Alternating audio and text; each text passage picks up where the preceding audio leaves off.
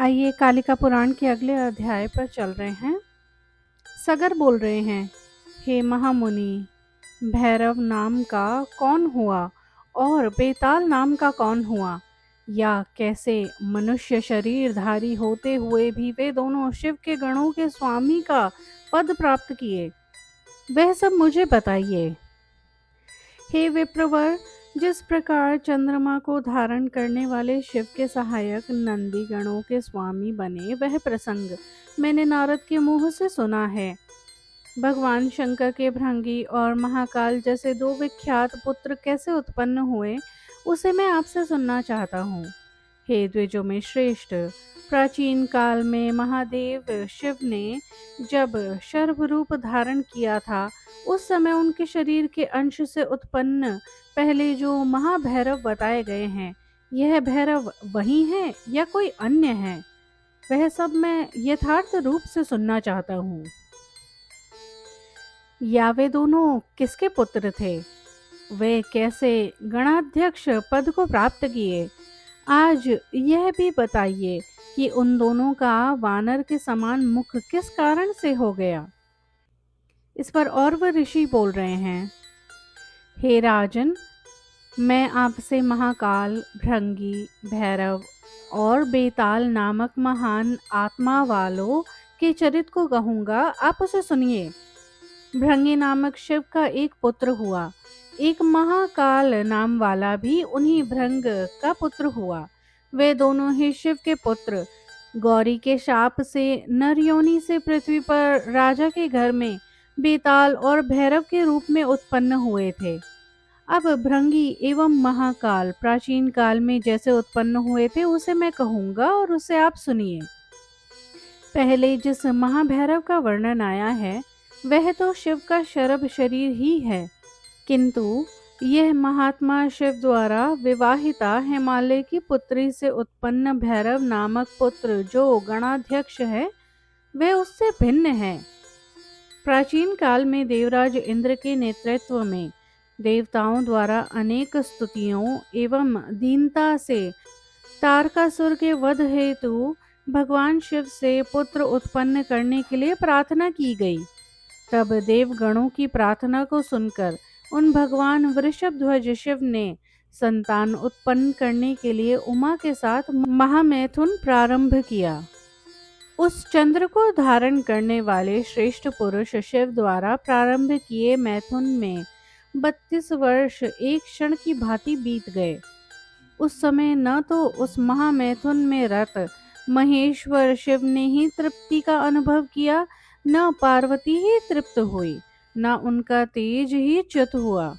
उस महासंगम के समय पृथ्वी तेजी से कांपने लगी तथा स्वर्ग में रहने वाले अन्य समस्त देवता व्याकुल हो गए। तब शिव शिवा के महामैथुन कर्म से निवृत्ति के परिणाम को सोचकर संपूर्ण जगत व्याकुल हो उठा। शंकर जी की उस काम क्रीड़ा से भयभीत हो इंद्र के सहित सभी देवता शरणागतों के शरणभूत संपूर्ण संसार के स्वामी ब्रह्मा की शरण में गए। उन उत्तम देवताओं ने एकत्र हो ब्रह्मा को प्रणाम कर शिव के उस मैथुन कर्म से उत्पन्न अपनी समस्त आकुलता का उनसे वर्णन किया। तब तत्काल सभी देवगणों को पीछे कर वृतासुर का वध करने वाले इंद्र ने विधाता से स्वयं सब कुछ भयभीत स्वर में कहा। इंद्र बोले, शिव के महामैथुन कर्म से सभी लोग व्याकुल हो उठे हैं। मैं भी महान भय का अनुभव करता हुआ यहाँ आपकी शरण में आया हूँ। हे ब्रह्मन, शंकर और उमा के इस संपर्क से जो पुत्र उत्पन्न होगा, वह मुझे भी अभिभूत करेगा। उनकी मैथुन क्रिया के देखने मात्र से ही उससे उत्पन्न होने वाले पुत्र से आज मुझे तारकासुर से भी अधिक भय उत्पन्न हो गया है। इसलिए आप कुछ ऐसा उपाय कीजिए जिससे वह हम देवताओं को कष्ट न पहुंचाए। आप इस महान भय से हमारा उद्धार कीजिए। इस पर ब्रह्मा बोल रहे हैं, यदि शंकर की तेज से उमा को पुत्र उत्पन्न होगा, तो वह इंद्र आदि सभी लोकपालों के सहित समस्त देवताओं और असुरों द्वारा अशक्य अजेय होगा। इसीलिए जिस प्रकार शिव उमा के गर्भ से पुत्र रूप में न उत्पन्न हो, देवताओं के सहित शिव के समीप जाकर मैं कुछ ऐसा ही यत्न करूंगा। जिस प्रकार से शिव के वीर्य से तारकासुर का वध हो तथा तुम्हारा मानसिक कष्ट दूर हो, उसके लिए भी मैं यत्न करूंगा। ऐसा कहकर देवताओं के समूह के सहित प्रजापति ब्रह्मा उस कैलाश पर्वत पर गए जहां भगवान शंकर पार्वती के साथ अत्यधिक रमण कर रहे थे। वहां जाकर ब्रह्मा ने सभी देवगणों के साथ वृषभध्वज महादेव की स्तुति की। देवगण स्तुति कर रहे हैं। मनोभव काम और रति जिसे प्रसन्न नहीं करते, जिसके जन्म का कोई कारण नहीं है, उस आप शिव को बारंबार नमस्कार है। जिन्होंने लोक के कल्याण के लिए विवाह किया है, उन त्रयंबक 3 नेत्रों वाले शिव को बारंबार नमस्कार है। वे शिव हम पर प्रसन्न हों। जिन मनमत कामदेव के बिना अपने बल से श्रृंगार आदि प्रवृत्त होते हैं, हम उस प्रकार के समर्थ देव आप शिव की शरण में हैं। हिरण्य रेता स्वर्णमाभा वाले जो हिरण्य भुज नाम से पुकारे जाते हैं, वे आप सृष्टि का हरण करने वाले किंतु स्वयं नित्य शाश्वत रूप में विराजमान रहने वाले देवादिदेव महादेव हम पर सब ओर से प्रसन्न हो। स्वयं जगन्मयी योग निद्रा बलशालिनी विष्णु माया जिनकी पत्नी बनी है, उन आपको बारंबार नमस्कार है।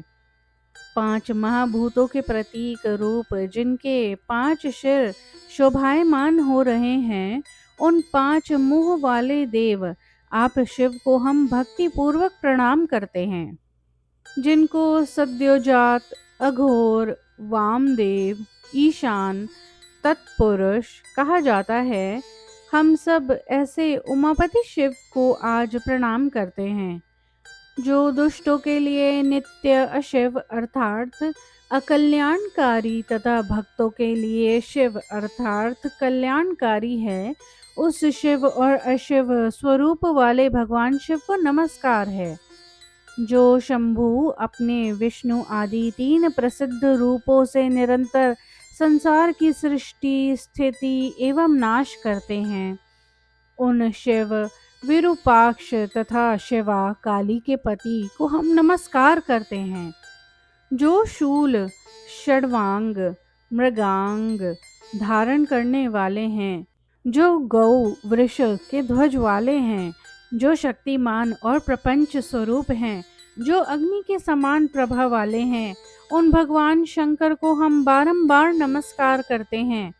आप जो ब्रह्मा की किरणों से युक्त सर्पों के आभूषण से सुसज्जित दैत्यों का वध करने वाले संसार के संचालक योद्धा संसार के जन्मदाता मुक्त रूप प्रधान तथा नित्य वृद्धि को प्राप्त हैं, उन आपकी हम प्रार्थना करते हैं। हे अनंत, आप हम पर प्रसन्न हो। जो परब्रह्म रूप वाले नियत एकमात्र मुक्त परम ज्योति रूप अनंत पर से भी पार सर्वश्रेष्ठ नित्यात्मा वाले हैं, वे शिव रूपधारी गिरीश हमारे लिए ऐश्वर्य का कारण हो। हे उमा के पति महान माया वाले महादेव जगतपति कल्याणकारक शांत शिव को नमस्कार करते हैं, वे हम पर प्रसन्न हों। जब इंद्रादि देवताओं द्वारा इस प्रकार उपयुक्त स्तुति की गई, तो स्वयं भगवान शंकर उमा का संग छोड़कर देवताओं के पास पहुंच गए। उस समय वे जिस भाव से महामैथुन में लगे हुए थे, उसी भाव से ब्रह्मा आदि के पास पहुंच गए। तब वे महादेव उन देवताओं से शीघ्रता से बोले, देवगण, आप लोग जिस उद्देश्य से यहाँ आए हैं, उसे मुझसे कहिए। तब ब्रह्मा और इंद्र के नेतृत्व में आए उन सभी देवताओं ने उन शिव से ये कहा, हे शंकर, हे भर्ग, आपके महामैथुन से समस्त जगत व्याकुल हो गया है, पर्वत और वनों के सहित संपूर्ण पृथ्वी बहुत अधिक कांप रही है। सभी नदियां, नद एवं समुद्र आज शुद्ध हो उठे हैं। सभी देवता एवं दिक्पाल शांति नहीं पा रहे हैं। इसलिए हे सभी लोगों के स्वामी, आप हम सब पर कृपा कीजिए। इस महामैथुन को छोड़कर रति मात्र तक ही इसे सीमित कीजिए। परमात्मा ब्रह्मा के इन वचनों को सुनकर देवादिदेव शंकर बहुत प्रसन्न न होते हुए बोले, हे देवताओं में श्रेष्ठ जन, आप सबकी शिव के प्रति यह प्रवृत्ति की नित महामैथुन छोड़कर रति मात्र में ही चित्त लगाया जाए। उमा को पुत्र न हो, इसीलिए आप लोगों का यह सारा उद्यम है। मेरे वीर्य से उमा के शरीर से जो पुत्र उत्पन्न होगा वही शत्रुओं को मारकर देवताओं की अभिवृद्धि करेगा। अतः मेरे महामैथुन से अत्यंत भयभीत देवगण, आप सब अपने अपने स्थान को जाएं। मैं आपको निवेदन कर विचार करूंगा। इस पर देवगण बोल रहे हैं, हे हर, उमा के शरीर से जिस प्रकार पुत्र उत्पन्न न हो ऐसा कुछ करे। इसलिए हे जगत के स्वामी, आप महामैथुन को छोड़िए। तब शिव ने कहा कि रति मात्र से ही उमा से मेरा पुत्र उत्पन्न नहीं होगा, तथा मेरे महामैथुन त्याग से पार्वती बिना पुत्र के रह जाएगी। इसीलिए मैं ब्रह्मा तथा देवताओं के कथनानुसार महामैथुन को छोड़ दूंगा।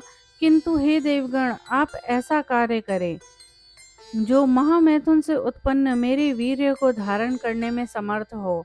उस तेजस्वी देवी को आप सब ले आएं, जो स्थिर रूप से निर्विकार भाव से मेरे तेज को ग्रहण करे। उसके बारे में मुझे बताएं, तब मैं अपने शरीर से उत्पन्न वीर्य को छोड़ूंगा। वृषभध्वज शिव के उपर्युक्त वचनों को सुनकर ब्रह्मादि देवता विचार पूर्वक अग्नि के समीप शिव के वीर्य को ग्रहण कराने के लिए गए। ब्रह्मा से विचार विमर्श कर तथा अग्नि की आज्ञा लेकर इंद्र के सहित सभी देवगण शिव के निकट जाकर उनसे यह वचन बोले, ये अग्निदेव श्रीमान अत्यधिक तेजवान एवं बलवान हैं। ये ही आपके महामैथुन के कारण उत्पन्न वीर्य का संग्रह करेंगे। ऐसा कहकर सभी देवता अग्नि को आगे कर उन्हें सब के कारणभूत शिव की सेवा में प्रस्तुत किया। महाबाहु शिव ने महामैथुन के कारण अपने षडंगों से उत्पन्न वीर्य को अग्नि के खुले हुए मुख में छोड़ दिया। उस समय चंद्रमा से सुशोभित शिव के तेज को अग्नि में छोड़े जाते समय दो अत्यंत छोटे अणु गिरिशिखर पर गिर गए। उन दोनों कणों से शिव के दो पुत्र तत्काल उत्पन्न हो गए। उनमें से एक भृंगी के समान काला था, तो दूसरा अंजन के समान आभा वाला था। लोक के भरण पोषण करने वाले ब्रह्मा ने भृंगी के समान आभा वाले पुत्र का नाम भृंगी तथा अत्यधिक काले रंग वाले पुत्र का नाम महाकाल रखा। भगवान शंकर ने अपने गणों द्वारा उन दोनों का पालन किया और पार्वती द्वारा भी वे क्रमशः अत्यंत वृद्धि को प्राप्त हुए। शिव और उमा द्वारा विशेष रूप में पाले गए वे दोनों महान आत्मा वाले जब बड़े हो गए तो शिव ने उन दोनों को गणों का अधिपति बनाकर द्वार पर रक्षा करने के लिए नियुक्त किया। आगे सगर पूछ रहे हैं, अग्नि में शिव का जो तेज छोड़ा गया उसका क्या हुआ, वह मैं सुनने को उत्सुक हूँ। आप उस वृतांत को मुझसे संक्षेप में बताइए। इस पर और बोल रहे हैं, जब वृषभध्वज ने अग्नि में अपने तेज को छोड़ दिया तब उन्होंने आकाश गंगा को लक्ष्य करके देवताओं से यह वचन कहा, हे श्रेष्ठ देवताओं, मेरा यह तेज योग निद्रा काली अथवा शैलपुत्री पार्वती के अतिरिक्त अन्य किसी भी स्त्री के लिए असहनीय है। इसके तेज से जो पुत्र उत्पन्न होगा, जैसे या जहाँ जो देव उसे ग्रहण करेंगे, मैं आप लोगों को बताऊंगा। यह जो आकाश गंगा है वह शैलराज हिमालय की दूसरी कन्या है। यह उमा की बड़ी बहन है। यही अग्नि से पुत्र उत्पन्न करेगी, जो अपने पराक्रम और चमक में अनुपम होगा। वह श्रीमान होगा, शत्रुओं का दमन करने वाला तथा तुम लोगों का सेनापति होगा। वह तुम लोगों के सामने ही तारकासुर को जीतेगा। वह अपनी ध्वजा पर मोर का चिन्ह धारण करेगा। वह अमोघ महाशक्ति से मेरे द्वारा बढ़ाया गया होगा। एनीवन वांट टू गेस कौन होगा? आगे और वो मुनि बोल रहे हैं, उन महादेव ने ऐसा कहकर सभी देवताओं को विदा किया और पार्वती से विचार विमर्श के पश्चात उस समय शौचादिक के लिए चले गए। पुत्र की आशा से वंचित हो गई सती पार्वती ने देवताओं की उपर्युक्त अप्रिय बातों को सुनकर देव समूह के प्रति अत्यधिक क्रोध किया, जो क्रोध से जलती हुई की भांति प्रतीत हो रही थी और जिनके ओठ फड़क रहे थे। ऐसी पार्वती ने तब देवताओं तथा मैथुन को छोड़े हुए शिव को देखकर यह वचन कहे, आप सबने शिव को मेरे मैथुन से अलग किया है तथा मुझे वार स्त्री की भांति मर्दित दशा में पहुंचाया है और पुत्र न उत्पन्न करने वाली बना दिया है। इसीलिए आज से सभी देवगण अपनी पत्नियों के प्रति निरंतर महामैथुन से वंचित हो। उनको भी मेरी ही तरह पुत्र उत्पन्न नहीं होंगे। उनकी पत्नियां श्रेष्ठ अंगों वाली देव पत्नियां संतान से रहित हों। जैसे मैं पुत्र की आशा से वंचित हो कष्ट प्राप्त कर रही हूँ, वैसे ही सभी देवियां भी पुत्र की आशा से वंचित हो। जब अत्यधिक क्रोधित हो गिरिसुता पार्वती ने देवताओं को इस प्रकार का शाप दिया, तब से स्वर्ग में देवताओं को पुत्र उत्पन्न नहीं होते। आज भी उन अमृत भोजी देवताओं की पत्नियों को पुत्र उत्पन्न नहीं होते। अग्निदेव ने भी इस समय पर शिव के उस स्वर्ण के समान प्रकाशित वीर्य को गंगा के उदर में संक्रामित कर दिया। उस देवी गंगा ने भी उस वीर्य से सभी सुलक्षणों से युक्त, हाथों में 2 शक्तियां धारण किए हुए, सुंदर रूप धारण करने वाले स्कंद तथा विशाख नामक 2 पुत्रों को जन्म दिया। वे दोनों ही तेज और कांति से समृद्ध थे। पैदा होते ही वे दोनों स्कंद एवं विशाख एक होकर अन्य लोगों के बच्चों की भांति शिशु रूप में आ गए। उस प्रकार के पुत्र को उत्पन्न हुआ देखकर आश्चर्यचकित हो गंगा ने उसे हठवश शीघ्र ही नरकट के समूह में छोड़ दिया। गंगा ने उस गर्भ को छोड़ने के बाद गर्भ संबंधी यह संपूर्ण वृतांत स्वयं बहुला को बताया कि कैसे वह उत्पन्न हुआ तथा उसे कैसे छोड़ा गया। बहुला ने उस वृतांत को सुनकर तथा उसे महादेव के शरीर से उत्पन्न हो जानकर उसको ग्रहण कर लिया। शिव पार्वती को सूचित कर उनकी अनुमति से उस पुत्र का पालन कृतिकाओं ने किया। तत्पश्चात शत्रुओं के मर्दन करने वाले उस पुत्र को ले जाकर देवी पार्वती को दे दिया।